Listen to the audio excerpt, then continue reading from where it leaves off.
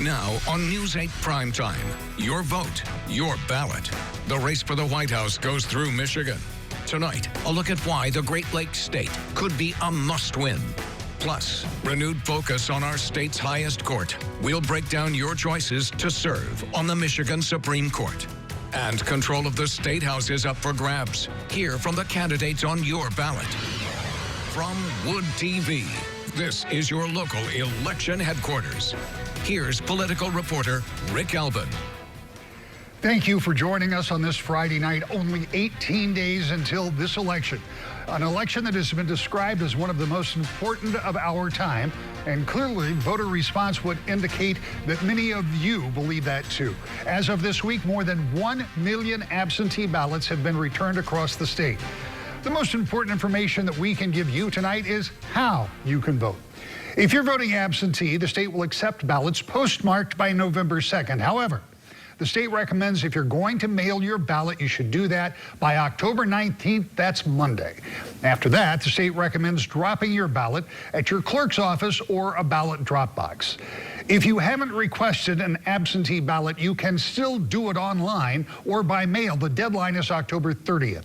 You can also vote in person on November 3rd. Polls will be open from 7 a.m. until 8 p.m. Over the next half hour, we're going to focus on several local issues on your ballot, but we're going to start at the top of the ticket. Our state's 16 electoral votes could decide the presidency. That's why the candidates keep coming back here to speak directly to you, Michigan's voters. Michigan has lost more than 361,000 jobs since the beginning of 2017. In fact, factories were already closing before COVID. This is the state where tough, strong, and determined workers made America into the greatest and most powerful nation in the history of the world. Our new exclusive poll out this week shows Joe Biden continues to lead in Michigan, 48-39. That is a 9-point spread. Compared to about the same time 4 years ago, Hillary Clinton was leading Donald Trump 41-34, 7 points. But the dynamics of this race, of course, are different. 4 years ago, nearly 25% of those surveyed were either in favor of a third-party candidate or undecided. In our poll out this week, only 13% would be in that category. Still, Michigan is obviously in play, along with a group of other battleground states, and this is where the election will be decided. If we look at the electoral map as compiled by Real Clear Politics, this is how polling suggests the race for the White House is shaping up 2.5 weeks out. Now, first of all, remember, it takes 270 electoral votes to win, and right now, the estimates are, this is by no way a prediction, but the estimates are from polling that Joe Biden has 213 electoral votes. That's represented by the blue states on the map. Donald Trump with 126, represented by the red states. And we'll show you how the paths for the two are different. For example, Joe Biden is leading where you would expect him to be. California, along the West Coast, Illinois, of course, New York, and up in the Northeast. And if you look at this big red swath that goes all the way from the West through the Midwest down to the South, those states are either where Donald Trump is leading or they are leaning towards him. So all of that says this is more or less where the race are. Now, there's another great resource for tracking the election. 270 to win. This is Real Clear Politics, and the two sides disagree on some states. For example, Texas in the Real Clear is a toss-up, but 270 has it as leaning for Trump. That's an important distinction because there are 38 electoral votes in the Lone Star State. So let's overlay other predictions to see if we get a clearer picture. If Texas is going to be leaning towards Donald Trump, we know that Arizona and Nevada are leaning towards Joe Biden. So that puts us back out here in the East with Florida, Georgia, North Carolina, all consensus toss-ups, as is Iowa and Ohio. Now, we've got 60 electoral votes here, and that leaves 56 in Pennsylvania, Minnesota, Wisconsin, and of course in Michigan. Now, that's why it's so important that all of the campaigns keep focusing on these upper Midwestern states. So if you lose a bunch of states down here, you only have a handful to make up that total electoral college count. In other words, the electoral path for Donald Trump means you almost have to win in Florida. And let's just set that up and see what it looks like. If you win in Florida, he's still over 40 votes, almost 40 electoral votes behind. If Biden wins in Florida, that brings him much closer to the total and means that he only has to pick up about 11 votes, 11 electoral votes, and he could do that in almost any one of those states except Iowa to get to 270. The path for Biden is more direct as it was for Hillary Clinton 4 years ago. For Trump, he has to replicate that combination of Florida. He would have to win there and then go into some of these upper Midwestern states to try to get to 270. And that's why Michigan voters will be heavily courted by both teams, just like our neighbors across here in these states. Now, most states are winner take all when it comes to the Electoral College, so we'll win no matter how small in any of these states for either candidate is major. That's also why it may be a while before we know who the next president is. Absentee ballots in places like Michigan could slow the final tabulations. And you can bet with both parties will have a lot of eyes on the process because every vote matters and every state's important, particularly these where the battle is going to be so close. The other unknowns are what other issues might become big important issues in the final 2 weeks of the campaign. Again, I refer to 4 years ago when an old videotape and emails both surfaced and had an impact on the way this map looked at the end of the election. Michigan's U.S. Senate race is also being watched closely as Democrats try to flip the Senate. They are in a battle to keep Gary Peters' seat. In our new poll this week, Peters lead Republican John James 45 to 39%. That's more than the margin of error, or plus or minus 4, but still relatively close, with 11% still undecided. Michigan hasn't had a Republican senator since Spencer Abraham lost to Debbie Stabenow in 2000. We all have a congressional race on our ballots. Every 2 years, all 14 of our representatives to the United States House stand for election. Let's start by taking a look at the 2nd District. This includes the Lake Shore, along with the cities of Granville, Wyoming, and Kentwood. Republican incumbent Bill Huizenga faces Democratic challenger Brian Berghoff, Libertarian Max Rixke, and U.S. taxpayer candidate Gerald Van Sickle, and the Green Party's Jean-Michel Chevrier. The 3rd District is currently held by Justin Amash, and it covers Kent County, Berry, and Calhoun and Ionia counties. Amash, after leaving the Republican Party and flirting with the idea of running for president, ultimately decided not to run, including not to run for re-election. That left a multi-person Republican primary where the winner was Peter Meyer. Democratic candidate is Hillary Scholten. Both campaigns have been active and well-financed, drawing the attention of the national parties and other interested groups, making the 3rd competitive for the first time in years. And in the 6th District, that covers Southwest Michigan, over the years, this, like all congressional districts, has changed slightly in its geographical makeup, but has remained represented by Republican Fred Upton from St. Joseph. Democratic State Representative John Hoadley won his primary to get the nomination. Again, this race has attracted national attention and monetary support. Also running are Libertarian Jeff DuPois and John Lawrence of the Green Party. Here's a quick note about all the congressional races throughout the country. This is the last time they'll be configured the way they are. After the census, every 10 years, the population base is recalculated, and each district must hold, as nearly as possible, the same number of residents. So the lines of the districts will change before the 2022 election. The redistricting, as it is called, will be different here in Michigan from years past, as voters choose to take that process away from legislators and put it in the hands of a special panel that will draw the lines. It's also possible, due to population shifts, Michigan could lose another member of the House. The state has lost representation after every census since 1980 for a total of 5 fewer seats. Ahead tonight, as we prepare you for Election Day, the state Supreme Court making big headlines this fall as it struck down the governor's executive orders. We'll look at the justices on your ballot. Welcome back to our News 8 election special. With recent rulings against Governor Whitmer's response to the pandemic, there may be more focus than ever on the makeup of the Michigan Supreme Court. News 8's Lindsay McComo is here to help you navigate the race. Michigan voters are tasked with filling 2 state Supreme Court seats this election. Chief Justice Bridget McCormick is up for re-election, and Justice Stephen Markman's seat is open. Unlike the U.S. Supreme Court, Michigan's highest court enacts mandatory retirement at 70 years old, so Markman can't run again. The election outcome could have a significant impact on the makeup of the court. Currently, there's 4-3 conservative lean on the bench. Party affiliation for candidates isn't listed on your ballot, given the court's non nonpartisan role, but they are nominated to the ticket by political party. Here's a breakdown you'll be seeing by nomination. Former senior assistant prosecutor of St. Clair County Mary Kelly and Michigan Court of Appeals Judge Brock Schwartzel received the Republican nominations. I'm a judge on the Michigan Court of Appeals. I love judicial work, and I believe that we need a Supreme Court that rules without fear or favor, a court that rules solely based on the facts and the law of the case, and one that respects the legislature and executive branches, but doesn't back down from them in appropriate circumstances.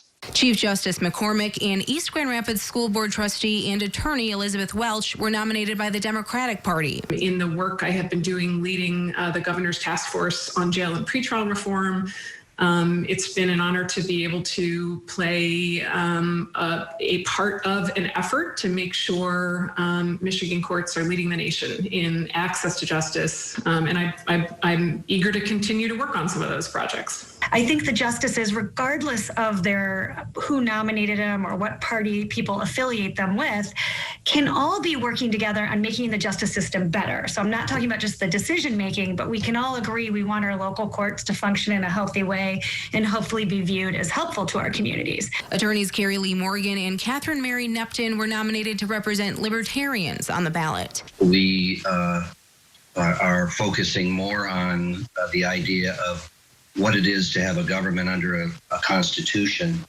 that is limited and that really emphasizes the rights of the people as stated in the Constitution. And I think there's been a void about that on the bench. And Wayne County's Third Circuit Court Judge Susan Hubbard was nominated by the Green Party. If you do a good job and you get some things done for the people, then your reputation will carry you into office. And so that's always been my motto. And frankly, it's always been effective. So regardless of the money I don't raise, I've been elected for nearly 30 years now because people know that I'm honest and that I am very fair and that I will do the right thing. Those were excerpts from our conversations with the candidates that responded to interview requests. You can listen to more and read bios on each candidate right now at woodtv.com. Lindsay McComal, News 8. We also want to help you understand the proposals on your ballot. There are two statewide props. Proposal 1 deals with a Michigan Natural Resources Trust Fund, which outlines how money is spent from gas and oil extraction on public land. It would remove the $500 million cap and set spending minimums on park improvements. Proposal 2 deals with police search warrants. It would add to the state constitution that police have to get a search warrant to access a person's electronic data. Voters in Grand Rapids will decide on two proposals that could change the way the city commission is chosen. News 8's Joe Lafergie explains. The first proposal would move city elections from odd to even years. The second proposal would end the practice of allowing a candidate to avoid a November runoff with a win in the August primary. Proposal 1 would amend the Grand Rapids City Charter to require all city elections take place in even number years. Empower the citizens, the same group behind the successful 2014 campaign that put term limits on city commissioners and the mayor, is behind the effort. Leaders of the group say moving elections to even years would save money and increase turnout by putting city elections on the same ballot as state and national elections. They also believe it will reduce the influence of special interest groups. For those in power who have an easy re-election, it's going to be more difficult for them to just skate into a seat or retain a seat. And it's also going to open the opportunity for those who want to come in and represent their community. Not so, says opponents who believe competition with state and national campaigns will reduce the ability of more grassroots candidates who lack a well-established political organization to raise funds on the local level and could reduce diversity in the candidate pool. People might not even be able to consider thinking about running because they could feel that they would need to compete with not only the local races, but the races that are happening for presidential, governor, or other state or other congressional races that are happening. Opponents also argue that putting city candidates on the same ballot as party-backed gubernatorial and presidential candidates would increase the notion of partisanship in what are supposed to be nonpartisan city elections. Proposal 2 would eliminate the provision allowing candidates to be elected to city office by winning a certain percentage of the votes cast in the August primary election. Currently, if a candidate gets 50% of the vote plus one, they get the win without a November runoff. Supporters say the change would increase voter turnout in the fall. Opponents are not convinced. City voters will decide on November 3rd. And if you'd like to hear more on the debate, we have the full interview with both sides of the issue at woodtv.com. In Grand Rapids, Joe LaFurgey, News 8. Next, the battle for the State House. Hear from the candidates in some key races in West Michigan. Welcome back. The balance of power in Lansing could be up for grabs as Democrats are trying to flip the State House. The House has 110 members and every seat is up for election right now. Republicans hold a 58 to 52 majority, meaning Democrats need to flip 4 to get a majority. Here in West Michigan, we want to focus on 3 key open house races, starting with an open seat in the 73rd in Kent County. There are 3 candidates on the ballot. First, Republican Brian Posthumus, who says the governor's response to the COVID-19 pandemic was a motivating factor for him to get into the race. The government's there to give us guidelines and to help promote a safe avenue toward opening our economy back up, but to unilaterally shut down our entire economy for months, and then sectors of our economy for months is just, it's a usurpation of power. Democrat Bill Saxton, too, sees problems with how the state has handled the pandemic, and that is part of the reason he says he's running. We saw it, last year when it came to roads funding negotiations, right, where you had the governor had a plan, and the leaders in the legislature had theirs. And there was no real, attempt to negotiate or compromise. Those shouldn't have been bad words. And, we're seeing it right now with the COVID crisis, where both sides, they don't feel that the other is acting in good faith. And the result is a completely politicized pandemic in a time that we need to be coming together. And so, I'm running because I know that there are problem solvers on both sides of the aisle that want to get results for our families, and I'm going to be one of those problem solvers.